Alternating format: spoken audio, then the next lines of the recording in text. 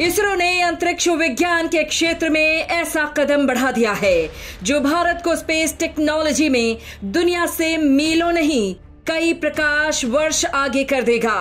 America, चीन, रूस या फिर यूरोप भी भारत से मुकाबला करने की स्थिति में नहीं रहेंगे। दुनिया में सबसे विश्वसनीय, किफायती और बेहद कम वक्त में लॉन्च करने में महारथी इसरो के वैज्ञानिकों ने एक बार फिर दुनिया में अपनी विशेषज्ञता का ऐसा डंका बजाया है जिसके बाद से सैटेलाइट लॉन्च करने की काबिलियत रखने वाली निजी कंपनियों स्पेस एक्स या वर्जिन को कोई पूछे ही ना, क्योंकि इनकी महंगी टेक्नोलॉजी के जवाब में अब भारत में और ज्यादा किफायती लॉन्च ऑप्शंस मिलने लगेंगे। इसरो के इस बड़ी छलांग की पूरी डिटेल आपको इस वीडियो में दिखाने वाले हैं। दोस्तों, कुछ वक्त पहले ही मोदी सरकार ये देखकर हक्की बक्की रह गई कि इसरो की लैब्स में अरबों खरबों का खजाना छिपा था। पता चला कि इसरो की क्रिटिकल टेक्नोलॉजीज भारत की प्राइवेट एजेंसियों के लिए किसी वरदान से कम नहीं है। और दोस्तों, तुरंत ही मोदी सरकार ने ऐतिहासिक फैसला लेते हुए इसरो की इस टेक्नोलॉजी का कमर्शियल इस्तेमाल शुरू करवा दिया और अब उसका कुछ ऐसा ही नतीजा सामने आया है कि पूरी दुनिया हैरान है। इस रिजल्ट को देखकर अब कहा जा रहा है कि इसके आगे अब दुनिया के दूसरे प्राइवेट प्लेयर्स बौने साबित होने वाले हैं। दोस्तों, हम आपको बाकी की कहानी बताएं उससे पहले ये तस्वीरें देखिए। ये लैब इसरो की है, ये टेस्टिंग फैसिलिटी इसरो की है, लेकिन जो इंजन फायर हो रहा है वो इसरो का नहीं है। ये इंजन है भारत की प्राइवेट कंपनी स्काई रूट का, जिसने एक नया इतिहास लिख दिया है। मतलब जिस वक्त हमारा चंद्रयान 3 धरती से निकल चांद पर जाने को बेताब है, कमांड एंड कंट्रोल सेंटर से उसके इंजन को चलाया जा रहा है। ठीक उसी दौरान केवल 10 सेकेंड में कुछ ऐसा हुआ है कि ये सब देखकर अमेरिका छोड़िए चीन और यूरोपीय देशों में खलबली मची हुई है, क्योंकि दोस्तों ये इंजन पूरी तरह से सफल रहा है। यानी दोस्तों, इसरो ने स्पेस इंडस्ट्री में अब वो पहला बड़ा प्लेयर खड़ा कर दिया है जो विदेशी कंपनियों को टक्कर दे पाएगा।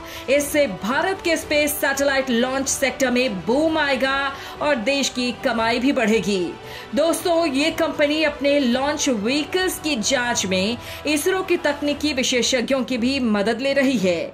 साल 2018 में पवन कुमार चंदना और नागा भारत ढाका ने इस स्काई रूट एरोस्पेस कंपनी की नींव रखी थी।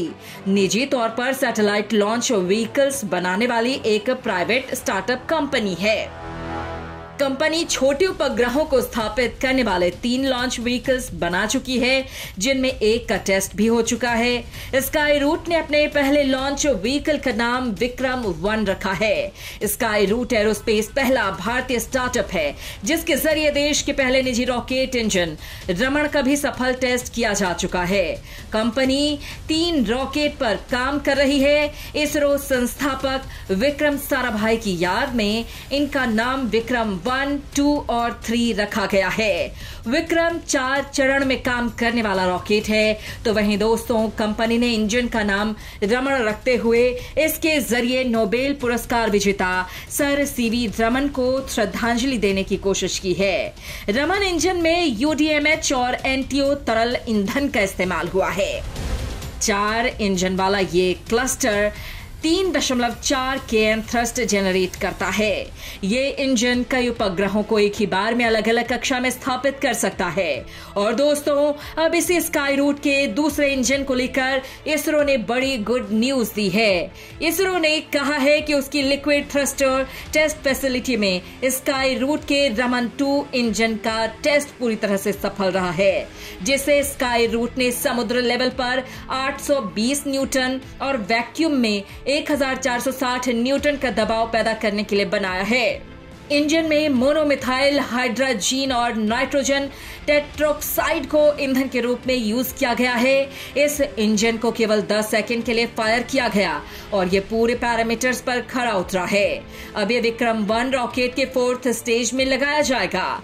दोस्तों, ये विक्रम 1 रॉकेट अपने साथ 225 किलोग्राम वजन का पेलोड धरती से 500 किलोमीटर ऊंचाई वाली कक्षा में स्थापित कर सकता है, वो भी 315 किलोग्राम पेलोड के साथ। वहीं इसके विक्रम 2 रॉकेट 410 किलोग्राम वजन और विक्रम 3 रॉकेट 580 किलोग्राम का पेलोड कैरी कर सकता है। और दोस्तों, स्काई रूट्स को बैकअप देकर इसरो ने अब तक अंतरिक्ष में सैटेलाइट लॉन्च करने में अमेरिका की प्राइवेट कंपनियों की दादागिरी के दिन अब लाद दिए हैं। दोस्तों, आज की डेट में इसरो अंतरिक्ष के 600 अरब के मार्केट को कैप्चर करने में जुट गया है और इसमें चीन छोड़िए नासा या स्पेसएक्स भी धड़ाम होने वाले हैं, क्योंकि बहुत ही कम लागत में भरोसे के साथ स्पेस मिशन लॉन्च कर रहा है। और जिस तरह से इसरो अपने तकनीक को भारत की कंपनियों को ट्रांसफर कर रही है, उससे भारत मैन्युफैक्चरिंग का हब बनने की ओर आगे बढ़ चुका है। अब इसरो रॉकेट ही नहीं, एक स्पेस क्राफ्ट यानी एक स्पेस प्लेन बनाने में कामयाब हो चुका है, जो आने वाले दिनों में पूरा हो जाएगा। और इसके बाद अर्थ के लोअर ऑर्बिट में कोई भी सैटेलाइट लॉन्च करना बहुत ही सस्ता हो जाएगा। आने वाले वक्त में ये इंडस्ट्री बहुत बड़ी होने वाली है। दुनिया में सैटेलाइट मैन्युफैक्चरिंग का जो सेक्टर 2020 में 2.1 बिलियन का था, वो 2025 में 3.2 बिलियन का होने वाला है। मतलब कुछ सालों में इतना बढ़ रहा है कि आगे और ज्यादा मल्टीप्लाई होता चला जाएगा। सबसे बड़ी चीज है, सैटेलाइट बनेंगे तो उनको लॉन्च करने के लिए सर्विसेज भी चाहिए होगी। सबसे सस्ती सर्विस इसरो के पास ही होने वाली है। इसरो इस मामले में ऑलरेडी काफी पैसे कमा रहा है। इसरो ने अभी तक 279 मिलियन US डॉलर की कमाई कर ली है। दोस्तों, आप बस सोचिए कि अमेरिका ने मंगल मिशन पर अपना पहला मिशन भेजा था, उसके मुकाबले इसरो ने उसकी लागत का केवल 11% लगाकर ही पहली ही बार में मंगलयान को मंगल पर पहुंचा दिया। अब दोस्तों, इसरो चंद्रयान 3 को लॉन्च कर चुका है, जो लगातार धमाल मचा रहा है। इसी महीने 26 जुलाई को PSLV C56 मिशन लॉन्च हो रहा है, जो चीन की छाती पर तैनात होने वाले स्पाइस सैटेलाइट लेकर जा रहा है। तो वहीं दोस्तों, अगले महीने जब 23 अगस्त को चंद्रयान 3 चांद पर लैंड होगा, तो उसके केवल 3 ही दिन बाद यानी 26 अगस्त को ही भारत का इसरो सूरज का रिसर्च करने के लिए आदित्य L1 मिशन लॉन्च करने वाला है। तो वहीं दोस्तों, भारत के गगनयान के लिए भी इसरो रॉकेट से लेकर इंजन, कैप्सूल और बाकी टेस्टिंग करने में लगा है।